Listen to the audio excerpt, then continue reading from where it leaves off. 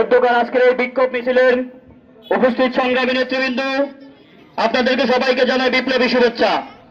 পাশাপাশি আমরা একটা জিনিস বলতে চাই, আজকে আমরা এখানে যে উদ্দেশ্যে দাঁড়িয়েছি, যে উদ্দেশ্যে আমরা এই বিক্ষোভ মিছিলে পায়ের সাথে পা মিলিয়ে আমরা মিছিল শেষ করছি, সেই উদ্দেশ্য একটাই, আমরা সেই স্বৈরাচার ফ্যাসিস্ট আমলের মতো আর কোনো মিথ্যা মামলা শিকার হতে চাই না।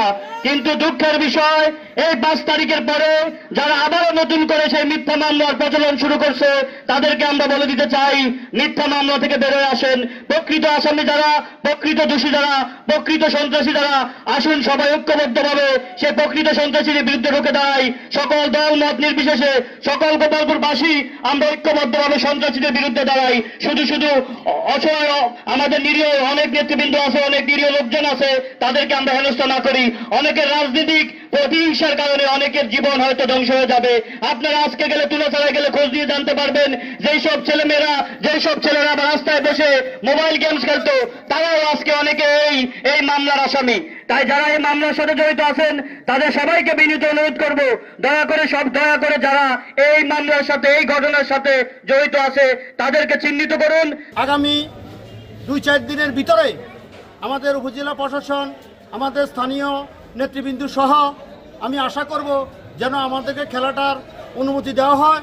আমরা সকলকে নিয়ে সর্বত্র সহযোগিতা করব ইনশাল্লাহ, যেন আমরা এই খেলাটা লাস্ট পর্যন্ত শেষ করার জন্য চেষ্টা করব।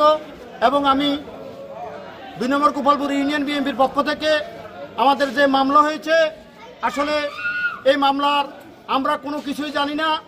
অজ্ঞাত স্থান থেকে সশস্ত্র সন্ত্রাসী দিয়ে আমাদের বেতুয়াবাগ ওয়াসেকের দোকানের সামনে যে একটা ন্যাক্কারজনক ঘটনা হয়েছে, আল্লাহকে হাজির করে বলতে চাই, আমরা এই ন্যাক্কারজনক ঘটনায় আমরা কেউ দায়ী না। আমরা চেষ্টা করেছি, আমরা যেহেতু একটা খেলা দিই, আমরা এই খেলাটা দিয়েছি আসলে সামাজিক ঐতিহ্য। আগে বিগত 17-18 বছরও যেটা গোপালপুর আলিয়াদার উচ্চ বিদ্যালয় কখনো হয় নাই।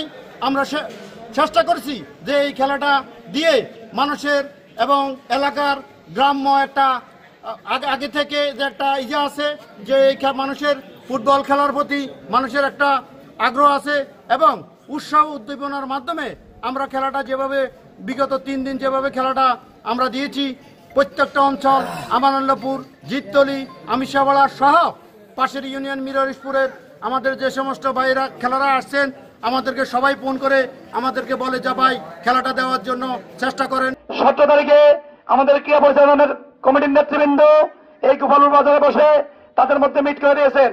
তার মধ্যে বিগত স্বৈরাচারের পরে কিছু অসাধু রাজনীতির নেতৃবৃন্দর প্রলোভনায় তারা আবারও সংঘবদ্ধ হয়ে তুলাছড়া আমাদের ওয়াসেকের দোকানের মধ্যে আমাদের ছাত্র দলের 2 নং ওয়ার্ড, 3 নং ওয়ার্ডের কিছু নেতৃবৃন্দের উপর চড়া হয়, তাদের বিরুদ্ধে হামলা করে, তারা গুলি করে এবং তাদের আত্মঘাতী গুলিতে তারা নিজে আহত হয়। এটা প্রত্যক্ষদর্শীরা সাথে সাথে আমাদেরকে ইনফর্ম করেছেন। প্রিয় উপস্থিতি, আপনারা হয়তো বলে গেছেন এই গোপালপুরের মাঠে বিএনপির ঘাঁটি, এই গোপালপুরে 85% বিএনপি করে আমরা 91 সাল থেকে জানি। এই গোপালপুরে অনেক তাণ্ডব দেখেছেন, অনেক সন্ত্রাসী দিয়েছেন। তৎকালীন জাসদের বিরুদ্ধে আন্দোলন করে আমরা কষ্টিপাতর হয়ে গেছি। আওয়ামী স্বৈরাচারের বিরুদ্ধে 17 বছর লড়েছি। তার পরবর্তীতে সক্রিয় আওয়ামী লীগের সন্ত্রাসীদেরকে দিয়ে আমাদের নেতাদের বিরুদ্ধে হামলা হয়েছেন। এই সন্ত্রাসী একদম আমানুল্লাহপুর থেকে হায়ার করে এনেছেন। সেই সন্ত্রাসীরা আমাদের একদম আমানুল্লাহপুর ইউনিয়ন ছাত্রদলের সংগ্রামী সভাপতি ইব্রাহিম মাসুমের উপর গত কিছুদিন আগে হামলা করেছে, গুলি করেছে তার হাঁটুতে। আপনারা সবাই জানেন। আদর্শ ধারণ করেন, লালন করেন, এটা যে একটা বড় পরিচয় দিয়েছেন।